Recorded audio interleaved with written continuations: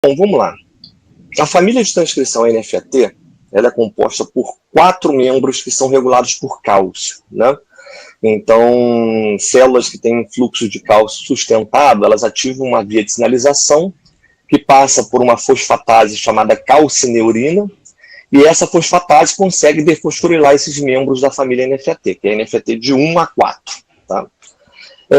O NFAT, esses membros são quase que ubíquos, todas as células do corpo expressam pelo menos uma desses membros, tá?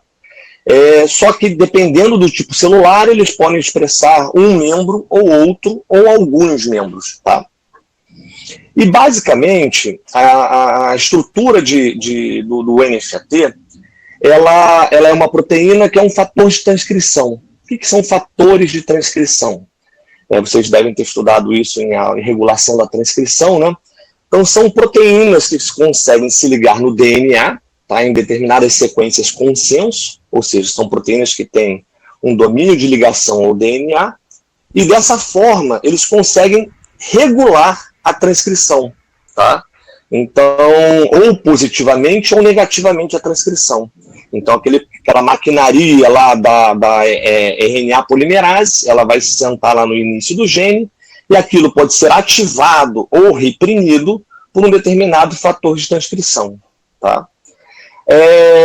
Então, todos os membros da família NFAT se ligam ao DNA num domínio consenso. Tá? Então, todos se ligam, a princípio, a uma mesma sequência de DNA. E qual que é a diferença entre esses diferentes membros? O que tem além desses domínios de ligação ao DNA? Então, vocês colocam nas próximas perguntas, eles têm domínios N-terminal e C-terminal.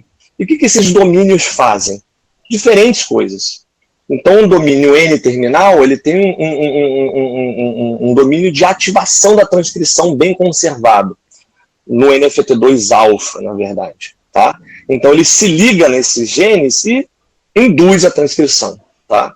Já no N-terminal e no RHR também ali, eles têm vários domínios de bindings com outras proteínas parceiras.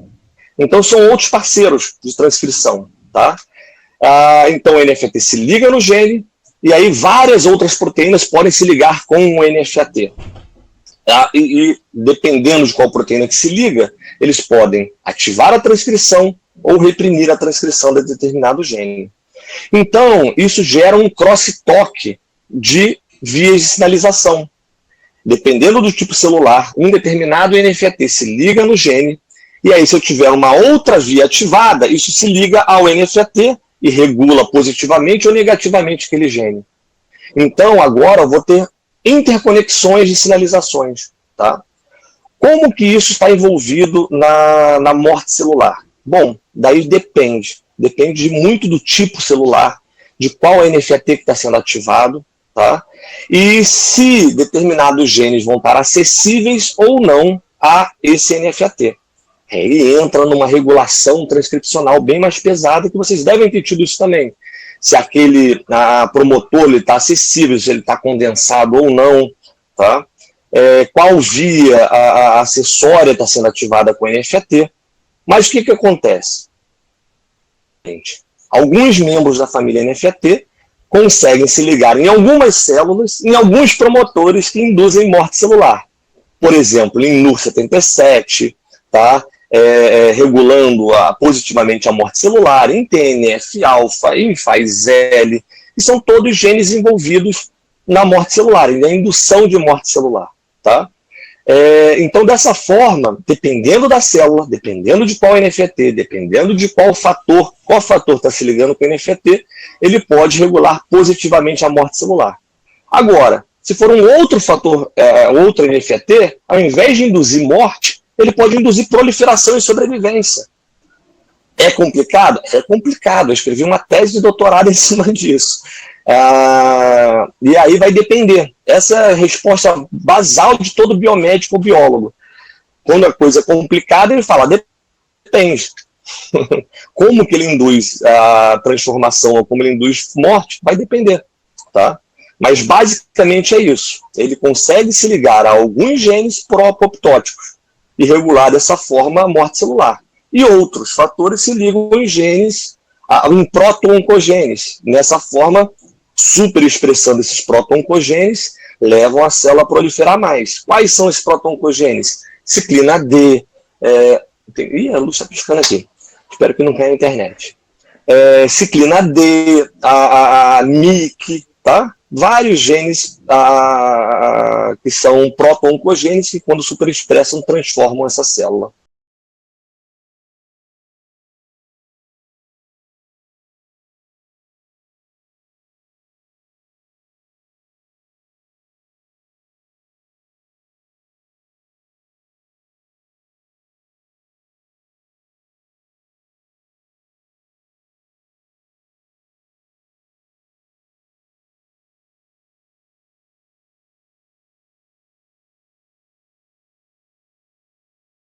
Então, nós tínhamos o gene do NFAT1 clonado em um plasmídio, tá? Então, desde o seu N terminal até o seu C terminal, que era o TAD-C, né? Então, o que nós fizemos? Quando a gente pega esse plasmídio e coloca para dentro da célula, usando um retrovírus, essa célula começa a expressar esse gene, essa proteína exógena, né? E nós trabalhávamos com o NFAT constitutivamente ativo. Então, na hora que ele entra na célula, ele já começa a ir para o núcleo, se ligar a genes. Então, a gente não precisava mais de caos.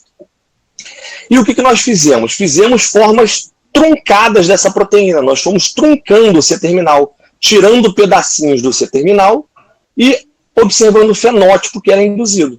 Tá? Então, dessa forma, que a gente começou a mapear, tanto a partir do C-terminal quanto a partir do N-terminal, quais que eram os domínios importantes para a indução de morte celular induzida pelo NFAT1. Entendeu? Agora, o que isso está fazendo? Como que isso pode, como que um pedacinho do C-terminal, se eu tirar, como que isso pode inverter o fenótipo induzido por uma proteína, por um fator de transcrição? Então, o NFAT1 completo, quando eu coloco na célula, ele mata a célula. Tá? Agora, quando eu tiro um pequeno domínio do C-terminal e coloco isso na célula, ele não mata a célula. Ele, pelo contrário, ele transforma a célula. Certo? Ele começa a induzir um outro fenótipo. Tá? Por que isso?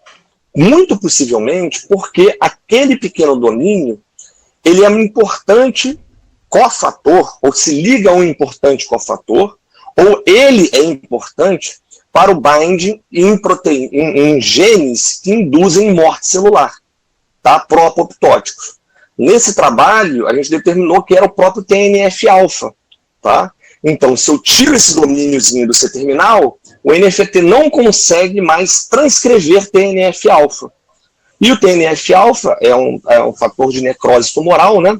Ele consegue induzir apoptose nas células, em algumas células. Tá? Então, quando eu tiro esse domíniozinho, a célula não expressa mais TNF-alfa e ela consegue proliferar e até se transformar. Porque o NFAT está se ligando nos outros genes, nos outros proto-oncogenes também. Tá entendendo? Só que quando ele tem esse domíniozinho, ela se liga no gene do TNF-alfa e transcreve ele. Aí a célula está tentando se transformar, mas ao mesmo tempo ela está produzindo TNF-alfa, então ela está se matando. Então aí que está a dualidade. Tá? Você ter ou não ter um determinado domínio, um splicing alternativo, por exemplo, vocês devem ter estudado isso também.